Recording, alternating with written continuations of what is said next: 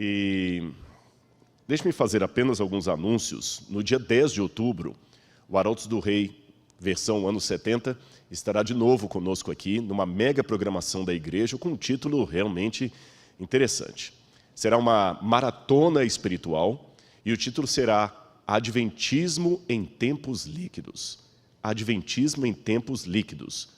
O que isso significa? Várias pessoas da igreja estarão sendo reunidas para palestrar aqui, intelectuais, professores, representantes da igreja, e você é o nosso convidado, tá bem? Também haverá outra sequência dessa maratona espiritual no dia 7 de novembro e depois no dia 12 de dezembro. E agora que você pode transmitir pela internet para vários cantos do Brasil e do mundo, por que não participar? Ainda que de maneira virtual, tá bem? E hoje à noite também nós teremos uma vigília especial que começará às 16h30, 16h45, e nós vamos falar sobre vários temas relacionados ao Apocalipse, que, aliás, é a temática de toda semana.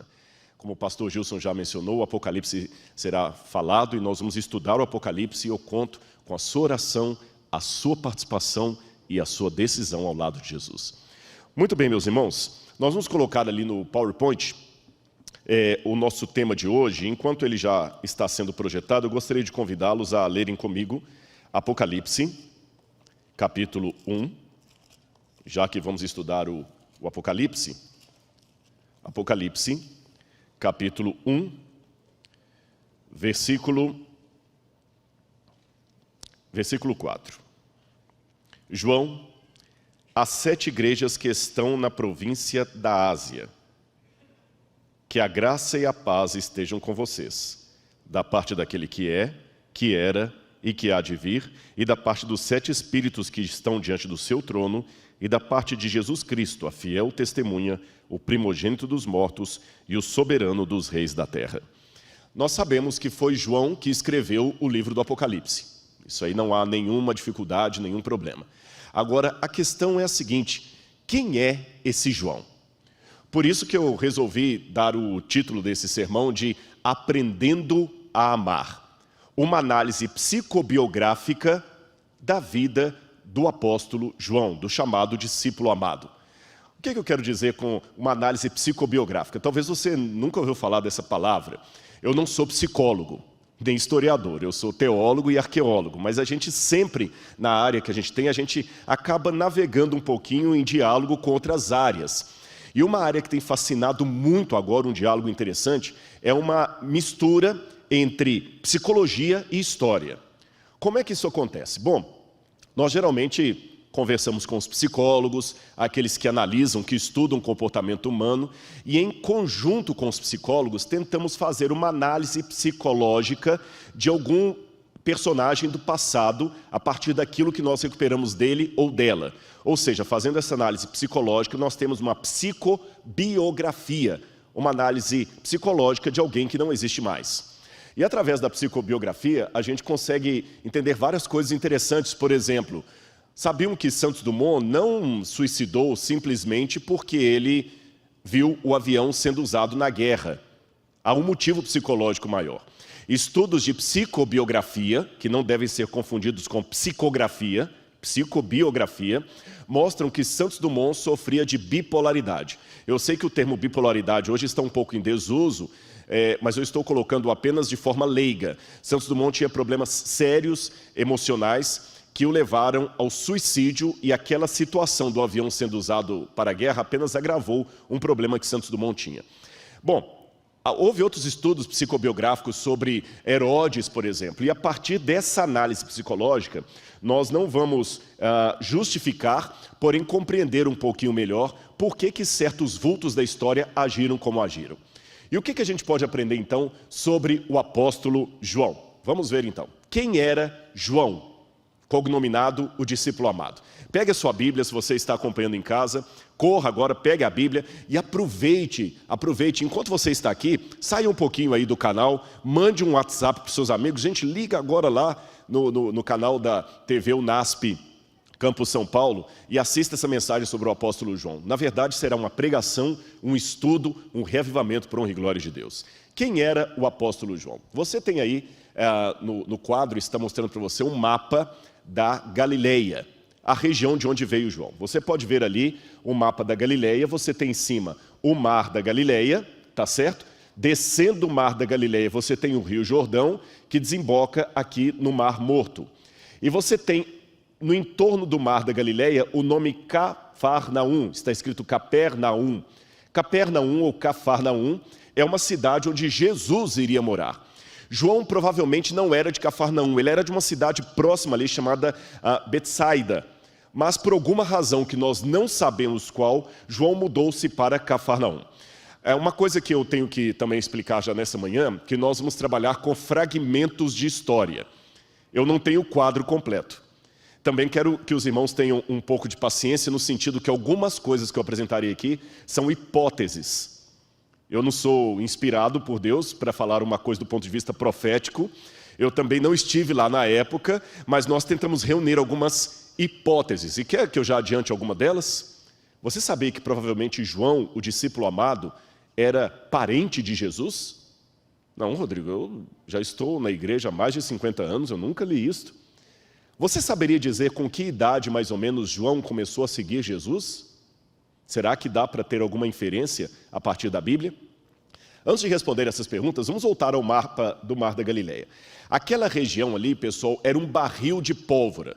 Por quê? Porque muitos judeus que eram revolucionários, rebeldes, que queriam fazer revoluções contra Roma, eram oriundos da região da Galileia. A Galileia era tão desprezada pelos judeus aqui do sul, que eles diziam até que um galileu não poderia jamais ler a Torá numa sinagoga, porque a pronúncia dele iria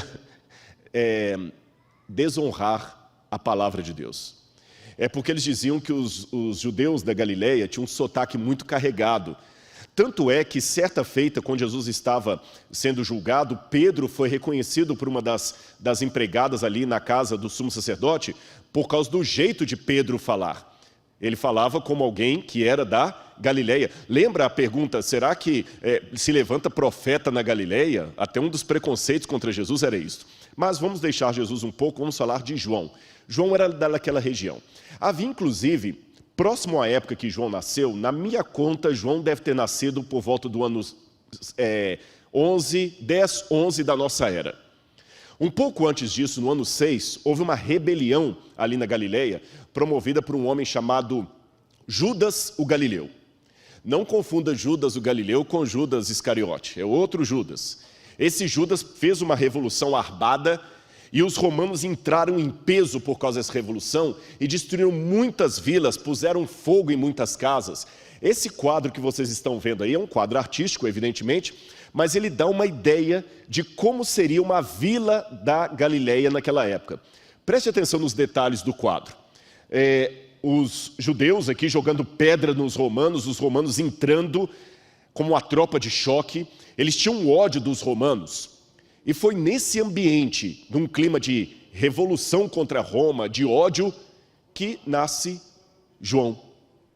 João nasce justamente num período assim de nervos à flor da pele, eu podia dizer. João nasce numa época em que eles queriam expulsar os romanos de qualquer maneira. E existe inclusive um livro que eu li, O Mito do Sionismo, e esse livro, O Mito do Sionismo, diz que o efeito daquela ideologia da Galileia foi a anarquia e a revolução. A anarquia e a revolução. Tanto é que você já deve ter estudado em casa que no ano 70, Jerusalém foi destruída pelos romanos e o templo também foi destruído. Mas você sabia que a destruição de Jerusalém começou por causa das revoltas que havia na Galileia? Aqueles que levantaram a Segunda Guerra Judaica de 66 a 70 depois de Cristo, eles eram inspirados nos revolucionários da Galileia. Quem já estudou história sabe da Revolução Francesa, quando o pessoal pegou luta armada, destruiu a Bastilha, e quando o pessoal realmente entra numa guerra civil para tirar um tirano do poder, qualquer coisa assim, a guerra civil pode até tirar o dominante, mas ela acaba trazendo sequelas terríveis. No caso da Revolução Francesa, o próprio Robespierre, que era um dos intelectuais da Revolução, morreu na guilhotina, bem como Luís XVI, Maria Antonieta, todos os outros. As pessoas iam morrendo uma atrás da outra. A França virou um caos depois da Revolução Francesa. Pois o que aconteceu na Galileia, na época em que João nasceu, cresceu como adolescente, foi uma espécie de revolução francesa, no caso, judaica, daquela época. E a consequência disso foi que no ano 70, Jerusalém, na Judeia, foi destruída, quando Bar Giora, que era um judeu da Judeia, inspirado naqueles da Galileia, pegou luta armada contra os romanos. Agora, uma coisa que eu não posso esquecer também de dizer para você. Muitos desses líderes que levantavam contra Roma ali, com ódio aos romanos e com gritos de ordem, se proclamavam Messias. Porque havia nos manuscritos do Mar Morto, para quem não sabe, eu vou colocar uma notinha de rodapé aqui, os manuscritos do Mar Morto são cópias da Bíblia e de livros também não bíblicos, que foram encontrados nas cavernas de Qumran, em Israel, na Judeia, no ano de 1947 e 48. São textos datados de até 270 anos antes de Cristo e que contam muito como era o judaísmo daquela época. Então a gente, lembra que eu falei de fragmentos de história? Eu tenho muitas coisas interessantes que eu pego desses textos aí. E esses textos afirmam que na virada do século 100 antes de Cristo, para começar a época depois de Cristo, ou era comum, como os judeus chamam, havia uma grande expectativa que as profecias de Daniel estavam se cumprindo e o Messias estava para chegar. Ou seja, eu tenho dados que as pessoas estudavam as profecias e sabiam que o Messias iria vir. Foi uma época de oportunismo. É nesse ambiente, nesse contexto, que João surge numa família judaica. E o nome dele, o que significa?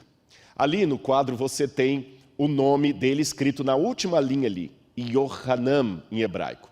Yohanan significa em hebraico, Deus é gracioso, ou Deus concede a graça. Deixe-me explicar para você um pouquinho como é que o nome era escolhido nos tempos bíblicos, para que você possa entender o quadro.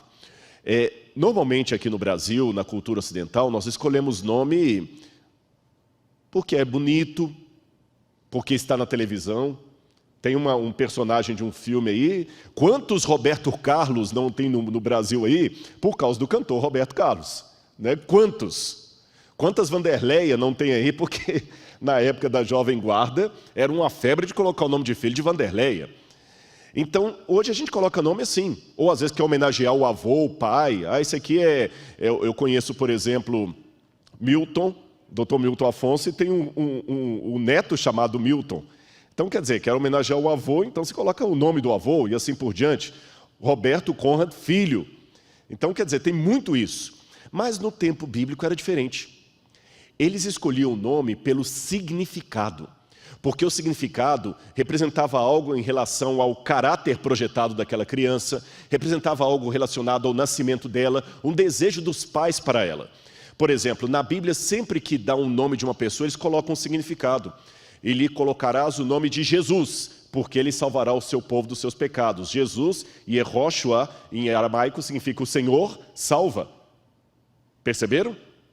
Abraão, que muda o nome de Abrão para Abraão, pai de um grande povo. Aliás, até hoje, quando eu estou com beduínos no deserto e que eu falo o meu nome, Rodrigo, que para eles é um nome muito estranho, porque eles falam árabe, eles sempre me perguntam, Rodrigo, o que significa?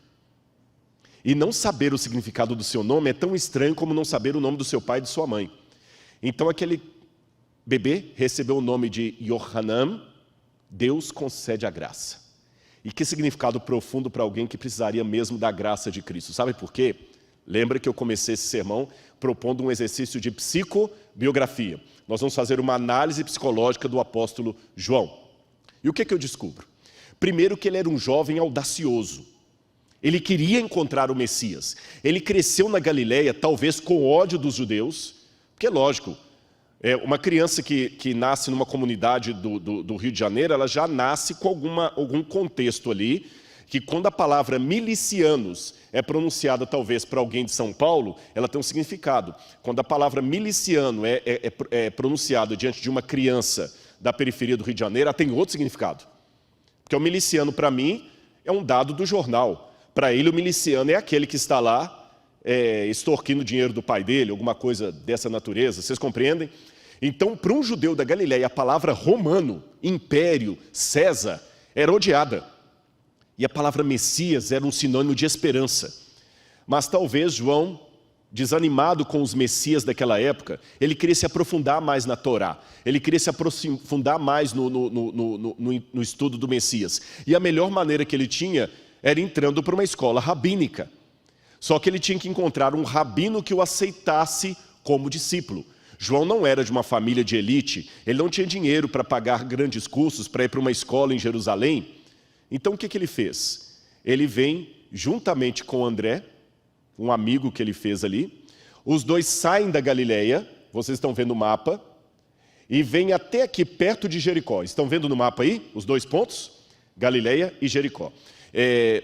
Eu estou sem um retorno de vídeo, o pessoal de casa também está conseguindo ver a tela cheia do... Ótimo. Então você em casa também preste atenção nos detalhes aí. Você tem um pininho mostrando lá Cafarnaum, de onde eles saíram, e eles desceram mais ou menos uns 180 quilômetros até perto de Jericó. Aí se você andar em Jericó para frente, você tem o val do Rio Jordão. Por que eles foram ali para o Rio Jordão? Ali estava batizando João Batista. E João Batista tinha a fama de ser profeta. E era um profeta que era ao mesmo tempo um rabi. E ele aceitava pessoas pobres seguindo. Era fácil ser discípulo dele. Então ele se tornou discípulo de João Batista. Só que um dia, João Batista anunciou: o Messias vai vir. O Messias vai vir. E ele estava esperando esse Messias. E de fato um dia o Messias veio e foi batizado por João Batista. Quando Jesus foi batizado por João Batista, no dia seguinte, Jesus passou e João Batista falou: olhem, o Cordeiro de Deus que tira o pecado do mundo, é a ele que vocês devem seguir. Ele e o seu colega, na mesma hora, foram seguir Jesus. E quando Jesus parou: o que vocês procuram? A gente quer saber onde é que o Senhor mora. E eles então se tornaram os primeiros discípulos do Rabino Jesus. Qual seria a idade de João nessa época? Eu vou dizer para os irmãos que, na minha opinião, João deveria ter entre 15 e 20 anos. Rodrigo, de onde você tirou isso? Eu nunca li isso no Desejado de Todas as Nações, nem... De onde você tirou que João deveria ter essa idade? Lembra que eu pedi a licença à igreja para levantar algumas hipóteses aqui. Simples. João não poderia, na minha opinião, ter mais de 20 anos por um episódio muito curioso. Se você ler no Evangelho, você vai ver em Mateus capítulo 17, que certa vez Jesus teve que pagar o imposto do templo. Ele estava com os 12. Mas dos 12, quem pagou o imposto do templo? Jesus e Pedro. E você que está em casa, raciocine, por que pagou só por Jesus e Pedro? Lembre que eles perguntaram: escuta, o Senhor e seus discípulos não pagarão o imposto do templo? Jesus falou: Pedro, vai lá, pesque um peixe. Ele tirou as 2 moedinhas, Jesus falou: Pedro, pague por mim e por você. Por que será que Jesus não mandou pagar por todos os discípulos? Vamos abrir a Bíblia em Êxodo capítulo 30, versos 11 a 16. Êxodo capítulo 30, versos 11 a 16. E você que está em casa, acompanhe na sua Bíblia comigo aí. Êxodo 30, 11 a 16. Quando o imposto do templo foi estipulado por Moisés, aqui na minha Bíblia diz assim: o Senhor disse mais a Moisés: quando você fizer recenseamento dos filhos de Israel, cada um deles dará ao Senhor o resgate de si próprio quando você fizer a contagem, para que não haja entre eles praga nenhuma quando você fizer a contagem. Todo aquele que for incluído na lista dará isto: 6 gramas segundo o peso padrão do templo, do santuário, que é de 12 gramas. Esses 6 gramas são a oferta ao Senhor. Todo aquele que for incluído na lista de 20 anos para cima. Então, se Jesus pagou só por ele e por Pedro, o que é que eu posso deduzir? Que os demais tinham menos de 20 anos. A única exceção que eu abriria aqui seria para Levi e Mateus. Levi e Mateus talvez tivesse mais de 20 anos, mas ele era isento de pagar impostos porque era coletor de impostos. Então João não tinha mais do que 20 anos quando ele seguiu Jesus. E por que eu coloco não menos de 15? Porque de acordo com o Talmud, você tem o Pirkei Avot, que é a tradução dos pais. Lá diz assim: Judá ben Temá, aos 5 anos é atingido a idade para estudar Mikra, aos 10 anos a Mishnah, aos 13 para cumprir os mitzvot, que é o bar mitzvah, né, que é o filho do preceito, e aos 15 estudar o Talmud. Eu sei que isso é um pouco depois da época de Jesus, mas a gente deduz que na época de Cristo, a idade para o menino começar a estudar aos pés de um rabino era a partir dos 15 anos. Então, considerando que ele largou a Galileia procurando um rabino para estudá-lo, ele deveria ter mais ou menos os seus 15 anos, então entre 15 e 20 anos. Surpreendeu vocês? Porque em muitos filmes, a gente imagina o apóstolo João, todos os discípulos de Jesus com uma barba já assim, idosos, eram adolescentes que Jesus pegou. Olha quanta coisa pode ser feita pelos jovens. Olhem quantas coisas podem ser feitas pelos jovens. Percebeu?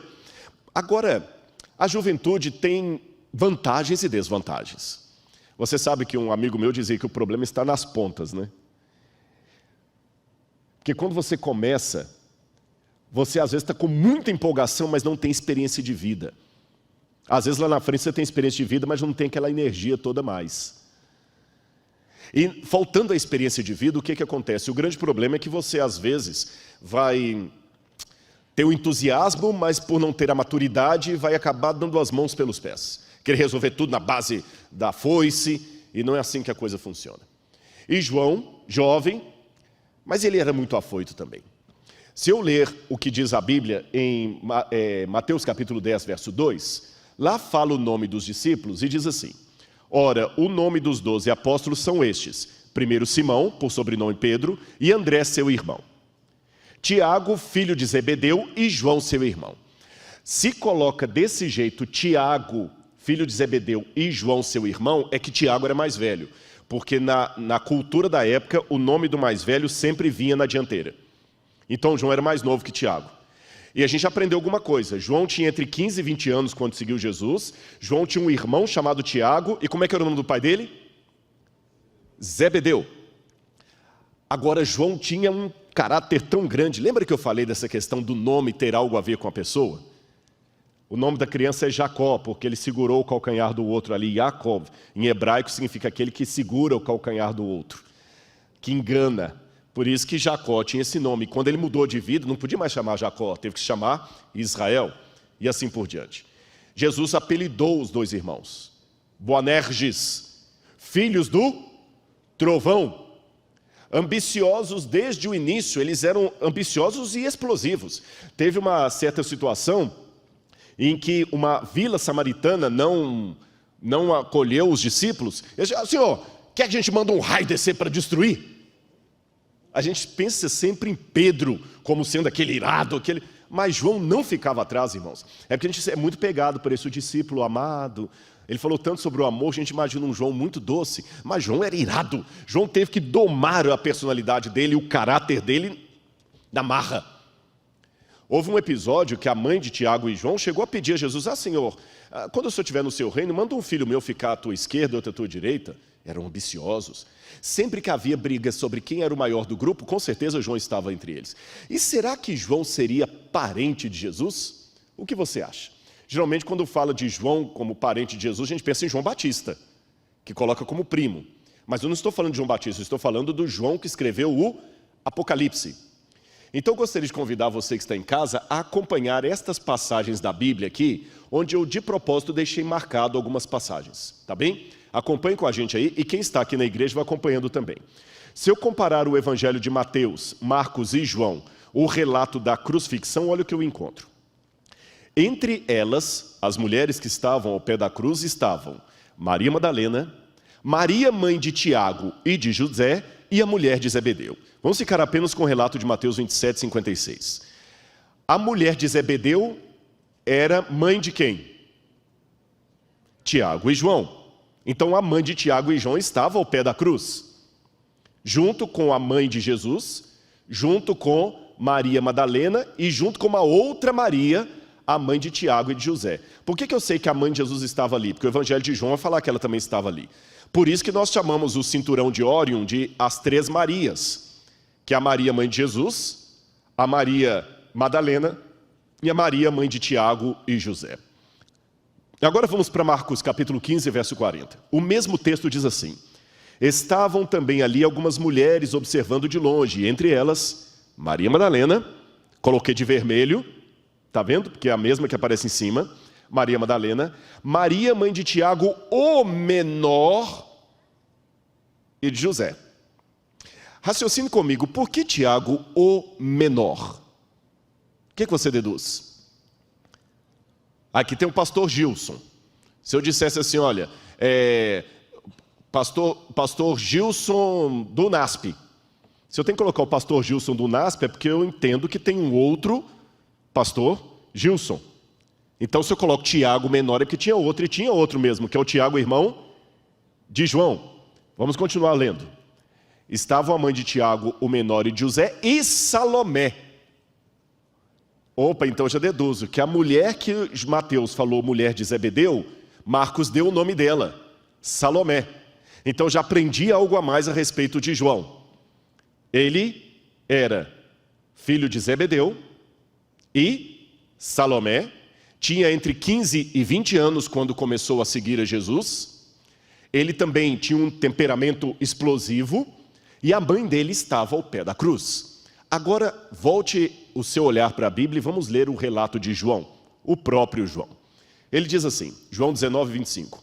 E junto à cruz estavam a mãe de Jesus, Maria, mulher de Clopas. Ora, essa Maria, mulher de Clopas, não pode ser mulher de Zebedeu, porque ela é mulher de Clopas. É a mãe de José e de Tiago, correto? Maria Madalena, tranquilo. E a irmã da mãe de Jesus, Salomé. Então, na minha humilde opinião, eu trabalho com a hipótese que Salomé era a mulher de Zebedeu, mãe de Tiago e João, irmã de Maria, mãe de Jesus. Isto faz de João primo, de primeiro grau. É por isso, na minha opinião, que várias situações, João está perto de Jesus ali, João com Tiago, Pedro, Tiago e João. Pedro, Tiago e João. Quando Jesus chamava três em particular, era Pedro, Tiago e João. João ainda reclinava a cabeça no seio de Jesus. E aí eu entendo por que a mãe de João chegou com tanta petulância sobre o Messias. Pela cultura do Antigo Oriente Médio, uma mulher não chegaria a um rabino assim, com essa intimidade, a não ser que ela tivesse uma ascendência de família sobre ele. E pediu, olha, Senhor, no teu reino, manda um filho meu ficar à tua direita ou à tua esquerda, são teus primos. Nepotismo. E aí você entende mais uma coisa em casa. Por que ao pé da cruz, Jesus pede a João para cuidar de Maria, da mãe de Jesus? E de acordo realmente com a tradição, João foi o que tomou conta de Maria e ele a levou para a cidade de Éfeso, que você está vendo ali no mapa. E nessa cidade de Éfeso, João morou por muito tempo e depois ele morreu e foi sepultado em Éfeso. E perto de Éfeso havia as igrejas que ele pastoreava, Pérgamo, Tiatira, Sardes, Filadélfia, Esmirna, Laodiceia, falei todas, e Laodiceia, que são as 7 igrejas para as quais ele vai mandar as suas cartas que vamos estudar essa semana. Minim, a Birkat Minim, em hebraico, significa a maldição dos hereges. Agora imagina, na sinagoga, incluíram no espaço da liturgia um momento para você amaldiçoar os hereges. Imagine só, a ruptura com a sinagoga ficou muito grande. Aí eu entendo por que João escreve no Apocalipse a sinagoga de Satanás, aqueles que a si mesmos se declaram judeus e não o são. Outro problema, filosofia grega e helenismo. Você tinha ali em Éfeso muito a filosofia, 500 anos antes de João, de um sujeito chamado Heráclito. Heráclito falava muito do Logos. Heráclito que dizia, não se pode cruzar 2 vezes o mesmo rio, tudo está em fluidez. E talvez por causa dessa situação que João, partindo do conhecido para o desconhecido, começa o evangelho dele falando do Logos também, porque Heráclito falava do Logos. Enachen rologos, kai rologos en proston theon, no princípio era o verbo, e o verbo estava com Deus. Bom, em quarto lugar, nós temos movimentos dissidentes do cristianismo, como o gnosticismo, que diziam que Jesus não se encarnou, e eram membros da igreja, atrapalhando a igreja, ensinando coisas que os apóstolos não ensinavam. E João era tido, esse já está velho, ele já está meio caduco. Vamos adaptar o evangelho ao helenismo. Número 5, ex-seguidores de João Batista, que agora vinham para a igreja cristã. Como o próprio João também tinha sido seguidor de João Batista, quando João Batista morreu, os seguidores dele ficaram perdidos, e o lugar mais próximo que eles tinham era uma igreja cristã, pastoreada por alguém que também seguiu a João. Por isso que no Evangelho de João, de cara, a primeira coisa que ele faz é colocar o contraste entre João Batista e Jesus, para mostrar que João Batista não era Messias, João Batista não era em pé de igualdade com Jesus. E em último lugar, a perseguição da idolatria de Éfeso que eu falei com vocês. Agora eu quero mostrar para vocês outros problemas que o autor do Apocalipse tinha. Nós temos alguns relatos, como de Atenágoras, que nos revelam os boatos que corriam pelas ruas de Roma contra o cristianismo. Porque hoje é muito fácil, numa civilização ocidental cristã como a que nós vivemos, dizer, não, eu sou cristão. Às vezes até pensamos assim, alguém que não é cristão, não é gente boa. Eu tenho que cuidar com isso, porque há muita gente boa que não é cristão. Tem muito budista que é gente boa, tem muito muçulmano que é gente boa. E a graça de Deus os está alcançando também, tá certo? Até que, como nós vamos ver no Apocalipse, o anticristo esteja dominando o mundo plenamente e o mundo esteja polarizado entre os que têm a marca da besta e os que não têm a marca da besta, até que esse dia chegue, nós não podemos arvorar teologicamente que apenas aqueles que concordam comigo estão ao lado de Deus. Porque hoje Deus tem filhos espalhados em todo o globo, em todas as religiões e até fora delas.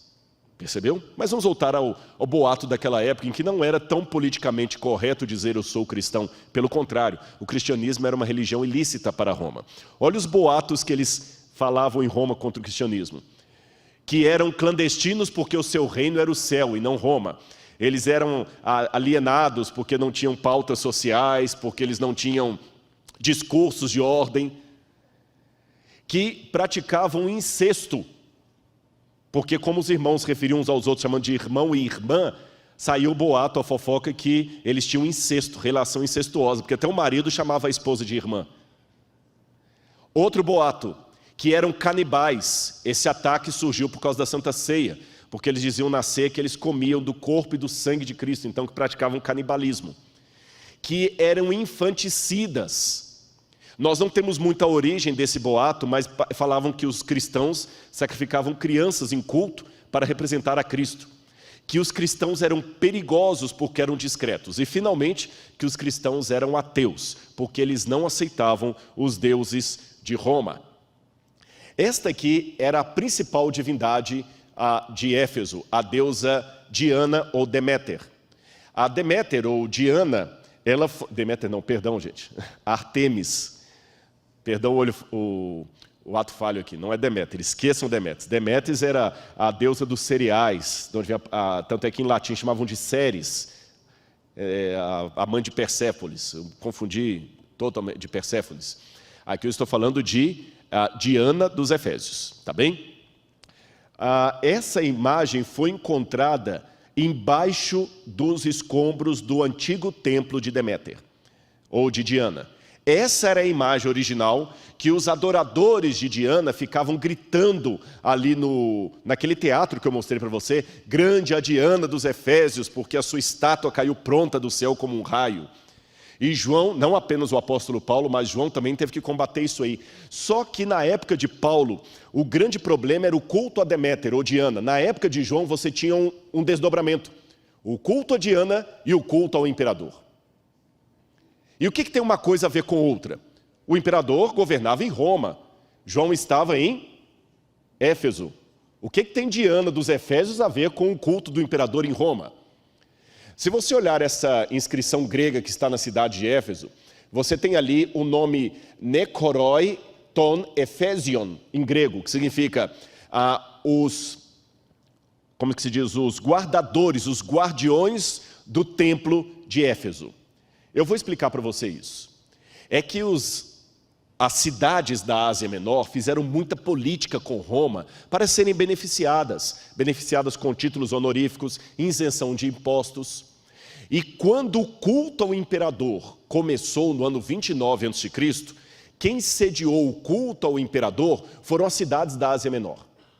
Só que havia uma diferença que eu vou explicar para você.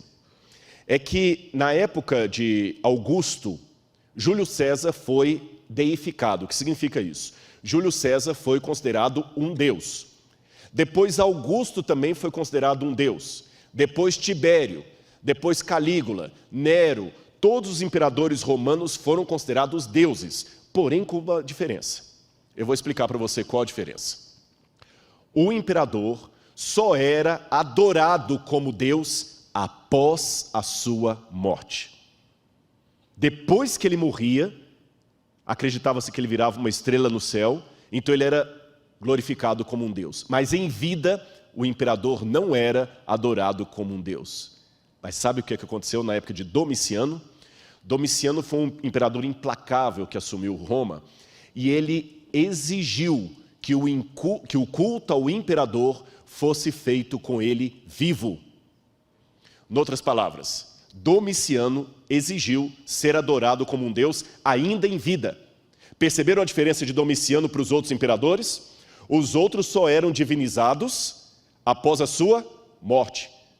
Domiciano quis ser divinizado em vida. Olhem nessa foto aí, a imagem de uma criancinha perto do resto de uma estátua de Domiciano que foi encontrado na cidade de Éfeso. Olha o tamanho da estátua. Eu preferi colocar essa foto porque com a criança ali dá uma ideia de proporcionalidade, de tamanho. É engraçado que os próprios romanos resistiam à ideia de fazer de um homem um deus ainda em vida. Tinha uma tradição interessante em Roma que eu vou contar para você. Para impedir que o imperador se tornasse um deus em vida, eles tinham um culto, uma celebração chamada apoteose. Apoteose é quando o imperador é divinizado, mas apenas depois da morte.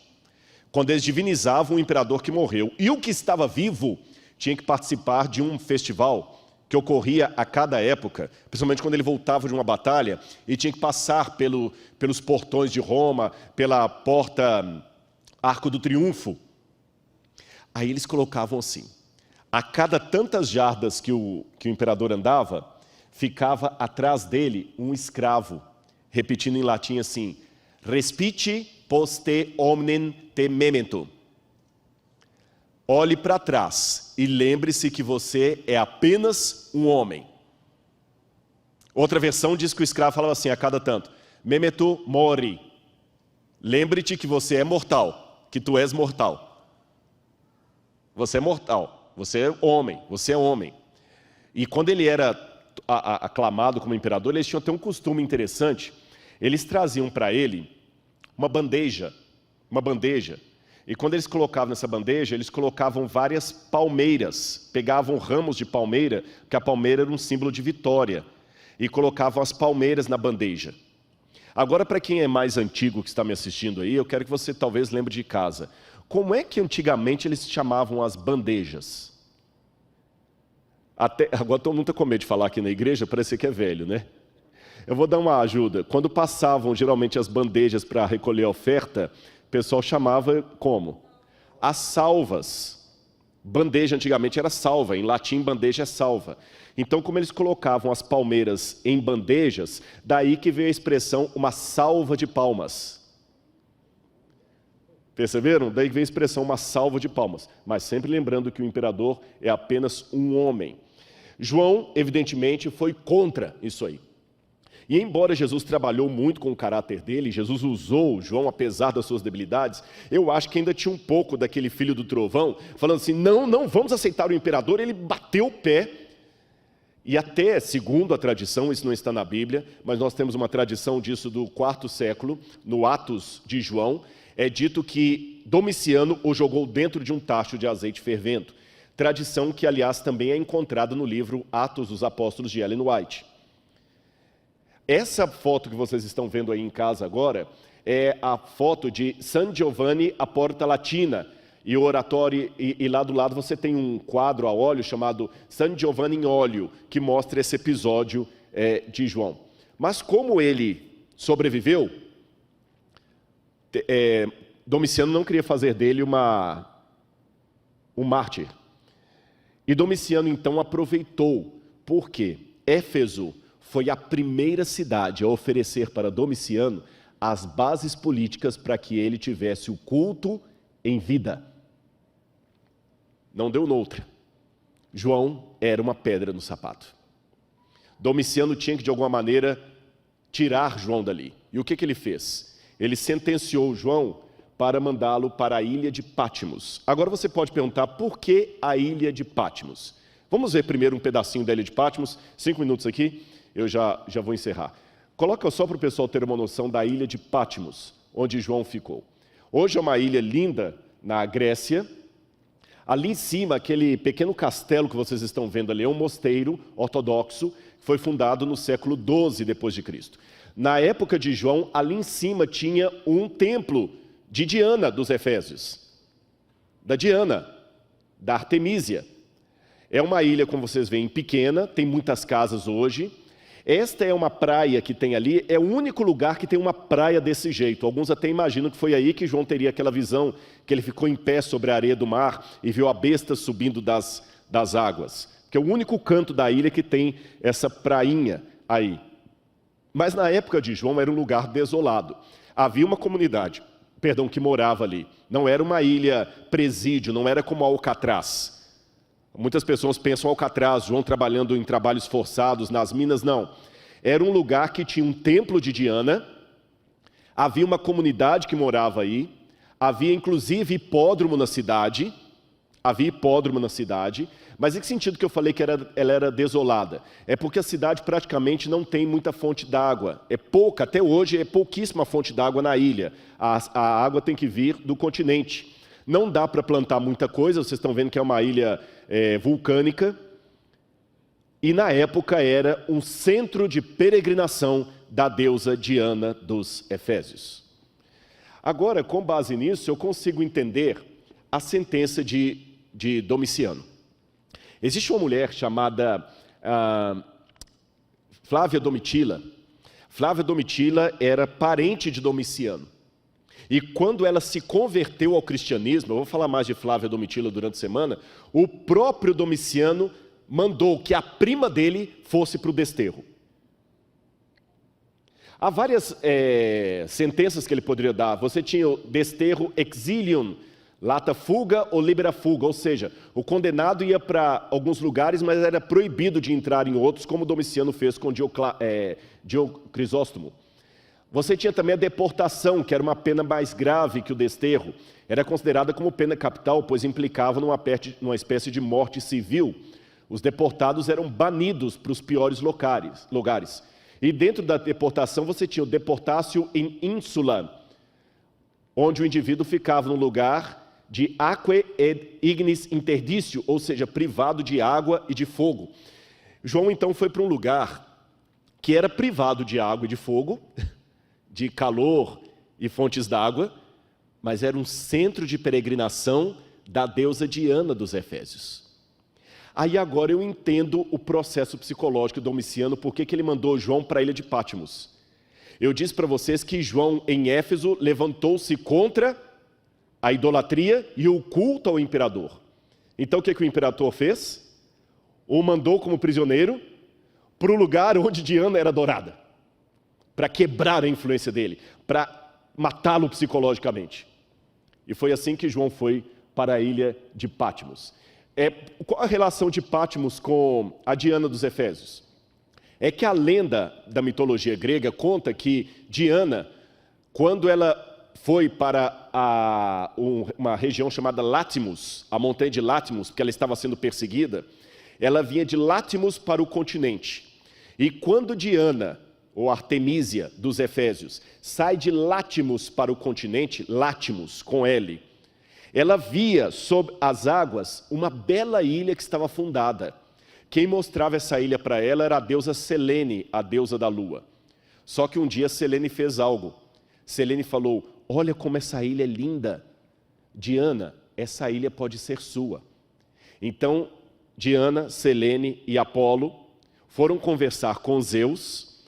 Zeus fez a ilha sair da profundidade das águas para a superfície, e Diana então pediu a Zeus que desse a ilha para ela, onde ela pudesse ser adorada. Então Éfeso era o centro administrativo do culto ao imperador em vida e do culto a Diana, e o centro de peregrinação religiosa era a ilha de Pátimos, que teve esse nome Pátimos por causa do monte Látmos, de onde Diana saiu. Ficou mais claro para você que está agora acompanhando de casa o contexto? Por que João foi banido para a ilha de Patmos? Pois tem uma passagem do livro Desejado de Todas as Nações que me chama muita atenção. Ela diz, a autora, a extremidade do homem é a oportunidade de Deus. Foi ali naquela ilha que João teve a mais bela visão do juízo da volta de Jesus. Essa foto que vocês estão vendo aí é de um resto de uma torre de observação de romanos da ilha de Patmos. É uma das poucas coisas que nós temos que data da época de João. Quando eu vou a esse lugar, eu fico pensando, por essas escadas subiram soldados que vigiavam a ilha. Talvez algum deles entreteve diálogo com o apóstolo João. Quem sabe algum desses soldados não foi convertido pelo próprio João, porque ele certamente fez amigos e amizades ali. E sendo assim, eu termino a minha mensagem para você lembrando uma coisa. Quem era João a partir da psicologia, da psicobiografia que eu quis apresentar para você? João era o filho do trovão. Alguém como eu e como você, que precisava de ajuda. E por que Deus deixou que os traumas, os erros, os defeitos dos seus servos e servas estivessem contidos na Bíblia? Sabe por quê? Porque ali ele mostra o que a graça pode fazer a uma pessoa. Lembra o que eu falei sobre o significado do nome de João, Yohanan? Deus concede a graça, o Senhor concede a graça. E foi isso que João mais precisou em toda a sua vida, da graça de Deus para transformá-lo. E quando eu, Rodrigo, com todos os meus defeitos, pecados e vícios, olho para a Bíblia, eu vejo muito de mim naqueles homens e mulheres de Deus. Eu não digo isso com nenhuma arrogância, porque eles tinham virtudes, mas também tinham defeitos a serem corrigidos. Aí quando eu olho e falo, espera aí, Senhor, se há espaço para eles, há espaço para mim também. E você que está me assistindo agora em qualquer lugar do Brasil ou do mundo, se há espaço para mim, também há espaço para você.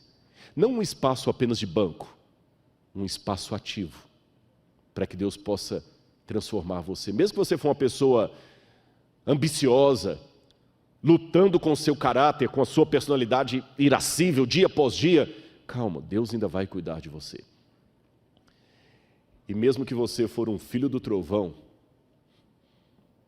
Deus vai usar você, como usou João. E se algum dia você, mesmo fazendo bem, por amor a Cristo, for jogado numa ilha de Patmos, Ele vai estar com você. Ali Ele falou com João. Porque hoje eu estou pregando numa igreja confortável, tendo o prazer de ser apresentado como um pregador da igreja adventista, cantando com o quarteto Arautos do Rei, mas podem ter certeza, esse sermão foi preparado pouco tempo antes de eu subir a esse púlpito. Quando eu digo pouco tempo, não poucos minutos. É um sermão inédito, eu quero dizer. Ele foi preparado há poucos dias.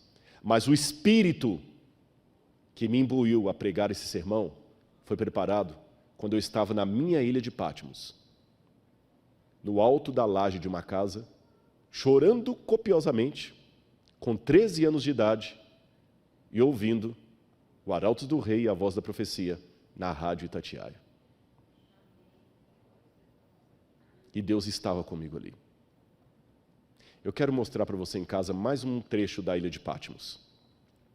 E eu quero terminar o meu sermão com mais essa imagem de Patmos. Patmos hoje é um lugar muito gostoso de se visitar. Pode colocar o play. Patmos tem um mar lindo. E eu confesso para vocês que quando eu vou a Patmos é difícil, por um lado, imaginar a angústia de João ali. Que é um mar tão bonito. Mas olha como o símbolo pode variar de pessoa para pessoa. Aquele mar que hoje, para mim, é tão bonito e que eu vejo tanta gente tirando foto ali, turistas do mundo inteiro, naquela época era o que separava João dos seus queridos. Aquele mar era sua prisão, era aquele mar que lembrava o que ele era, um prisioneiro de Jesus Cristo.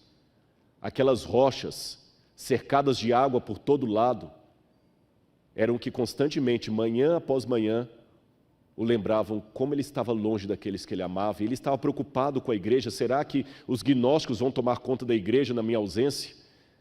Será que a igreja vai se perder? Será que Jesus não vai voltar? Será que nós nos equivocamos? E ele olhava para aquele alto onde hoje está o monastério e viu o templo de Diana, tão imponente, tão poderoso. E eu fico imaginando esse sentimento de João e traduzindo para hoje, que a gente vê a igreja parece tão pequena. O evangelho parece tão pequeno. Quem sou eu para competir com youtubers que ensinam coisas antibíblicas? E eu também olho para o mar que me aprisiona nesse mundo. Pode ser alegria para os turistas, mas para João, aquele mar, símbolo de povos, nações e línguas, era o que afastava dos seus entes queridos. É por isso que, de maneira triunfal, ao final do livro, ele diz: vi um novo céu e nova terra, porque o primeiro céu e a primeira terra passaram, e o mar já não existe. Não haverá mais distância, não haverá mais pranto, nem morte. E é com essa primeira promessa de João que eu inicio essa semana de oração sobre o Apocalipse.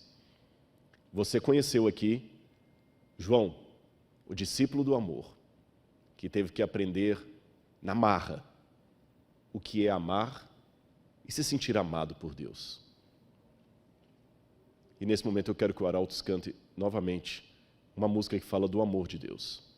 E onde quer que você esteja nesse momento, que o Espírito Santo possa chegar onde a voz do pregador não chega. E possa, talvez, convencer você da primeira verdade bíblica que você tem que aprender. Sabe qual é? Eu vou até querer que essa câmera aproxime mais aqui, que eu quero falar bem pertinho para você. Você pode esquecer tudo que eu falei nesta manhã. Os títulos, as datas. Mas lembre-se de uma coisa. Deus ama você. Essa foi a verdade teológica que eu tive mais dificuldade de aprender. Por problemas emocionais. Eu não entendia que Deus podia me amar. Quando eu descobri que Deus me amava, o meu primeiro desejo era falar isso para todos. E repito, Deus ama você. Jesus tinha 12 discípulos, mas João era aquele que reclinava a cabeça no seio de Jesus. E hoje, o céu dá esse direito a você, de se sentir um discípulo, uma discípula amada de Jesus. Fique tranquilo, o seio dele é grande o bastante para caber todos, mas não se preocupe agora com todos. Você tem o direito espiritual de se sentir o Filho único de Deus no universo. Não o Filho Jesus, porque esse cargo só ele tem, mas de todos aqueles que foram criados, você não pode se sentir menos do que o Filho amado de Deus. Mesmo em Pátimos, ele voltará. E o mar não existirá mais, no sentido da divisão entre você e aqueles que você ama. Que Deus use a vocês mais uma vez.